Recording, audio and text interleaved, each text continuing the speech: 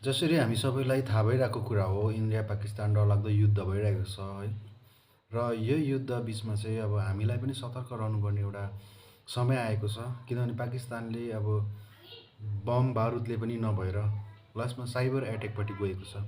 उसको सोच साइबर एट्याकपट्टि आएको छ र त्यसमा हामी पनि सतर्क रहनु पर्ने हुन्छ।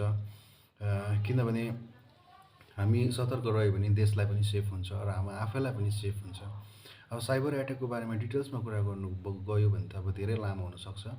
त्यसैले तपाईँहरू यति नै बुझ्नुहोस् कि तपाईँकोमा आएको नयाँ वेबसाइटहरू ओपन नगर्नुहोस् र तपाईँकोमा जति पनि नयाँ नम्बरबाट फोन आउँछ है, अननोन नम्बर जसमा चाहिँ अगाडिको कोड बाहिरको छ भने त्यसलाई रिसिभ नगर्नुहोस्। वाट्सएपमा जति पनि मेसेजहरू आउँछ नयाँ नम्बरबाट त्यसलाई इग्नोर गर्नुहोस्, ब्लक गर्नुहोस्, तर ओपन नगर्नुहोस्।